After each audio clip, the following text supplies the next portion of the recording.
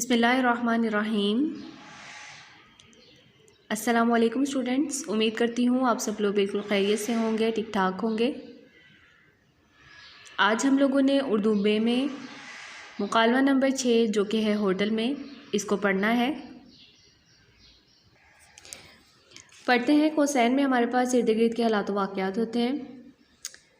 Mister Sattar Anjum अपने बेटे नोमान के साथ होटल में दाखिल होते हैं। सत्तार अंजुम: अस्सलामुअलैकुम। मैनेजर: वालेकुम अस्सलाम, खुश आमदीद, क्या हुक्म है? सत्तार अंजुम: मुझे 2 बिस्तर का कमरा चाहिए। मैनेजर: आजकल मेहमानों की आमद ज़्यादा है, तीसरी मंजिल पर सिर्फ़ 1 कमरा खाली है। सत्तार अंजुम: मैनेजर साहब, कमरा साफ़ सुथरा और हवादार होना चाहिए। मैनेजर: हमारे होटल का हर कमरा नहायत साफ़ सुथरा है, आप ऊपर जाकर देख लें। सत्तार अंजुम: मुझे आपकी बातों पर एतमाद है। मैनेजर: आप कितने दिन तक ठहरेंगे?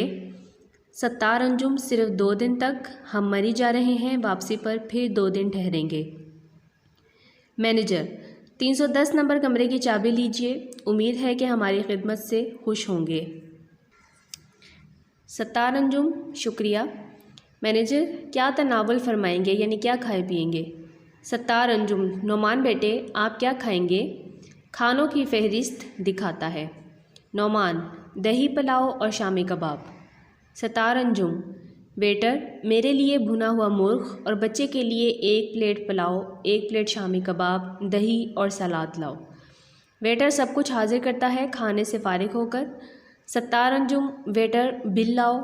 वेटर: ये लीजिए जनाब। सत्तार अंजुम: 1025 रुपये हुए सब, ये लो बिल।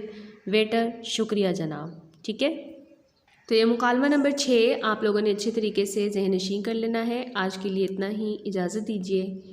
अल्लाह हाफ़िज़।